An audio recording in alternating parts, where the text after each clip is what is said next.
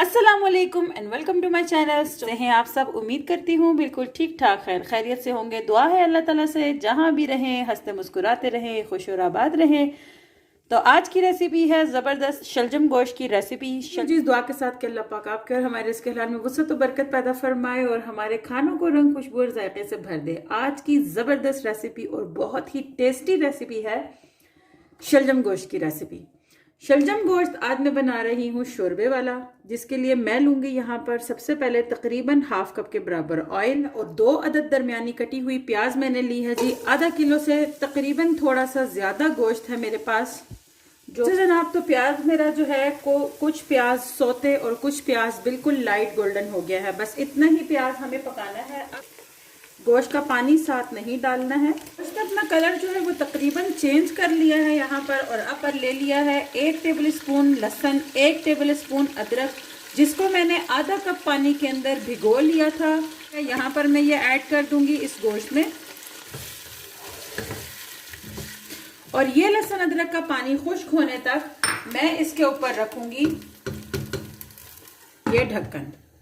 Table spoon बराबर करके सूखा धनिया जीरा ले लिया है, जबकि 1 टीस्पून नमक और सुरख मिर्च लिया है और हाफ टी स्पून हल्दी लिया है। हमने यहाँ पर पानी में इन मसालों को भिगोना है और अच्छे से चम्मच के साथ मिक्स करके इस तरीके से मसाले को रख देना है।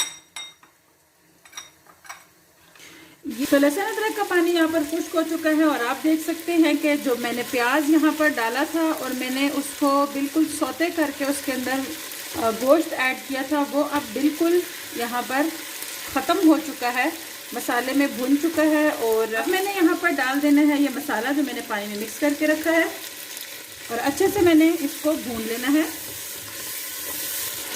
मसालों की बुनाई बहुत अच्छे से हो गई है और अब मैंने यहाँ पर ले लिया है ये तकरीबन 1 फुल बड़ा कप भर के टमाटर। और अगर साइज़ में मैं आपको बताऊँ तो ये बड़े साइज़ के 2 टमाटर हैं।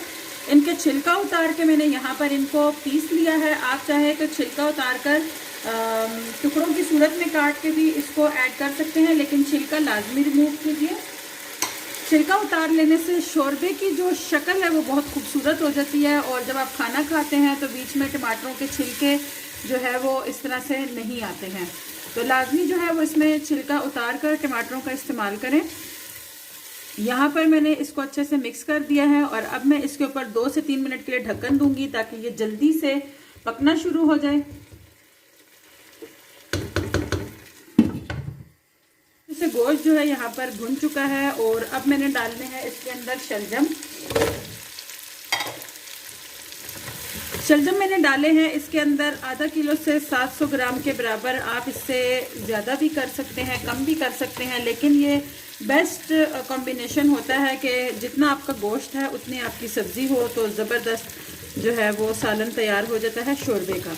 यहाँ पर मैं बना रही हूँ इस वक्त शलजम गोश्त का शोरबा, तो मैं थोड़ा सा यहाँ पर शलजम को भूनूंगी इसके साथ। तकरीबन पानी यहाँ पर डलेगा जी। अब इसके अंदर शलजम जो है वो भुनाई के दौरान अच्छे से गर्म हो चुके हैं और गोश्त बहुत अच्छे से भुन चुका है। पानी मैं इसमें अब ऐड करूँगी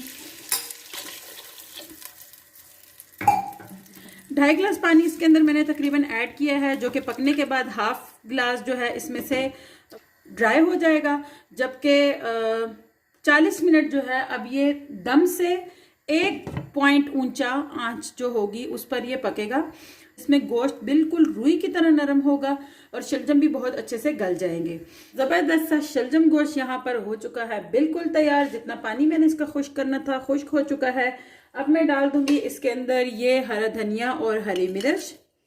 तकरीबन 1 टेबल स्पून हरा धनिया बारीक काट कर आप इसमें शामिल करें। 1 से 2 हरी मिर्चें इसमें शामिल करें और साथ में मैं डालूंगी इसमें हाफ टी स्पून से थोड़ा सा कम गरम मसाला।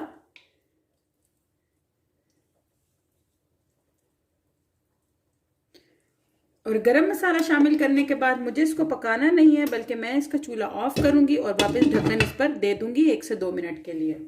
और बहुत ही ज़बरदस्त रेसिपी है। उम्मीद करती हूँ आपको आज की रेसिपी बहुत पसंद आएगी। चैनल को सब्सक्राइब कीजिए, वीडियो को लाइक कीजिए, मुझे अपनी दुआ में खुसूसी याद रखिए। जहाँ भी रहें हंसते मुस्कुराते रहें, खुश और आबाद रहें। मिलते हैं नेक्स्ट वीडियो में, तब तक के लिए अल्लाह हाफिज़।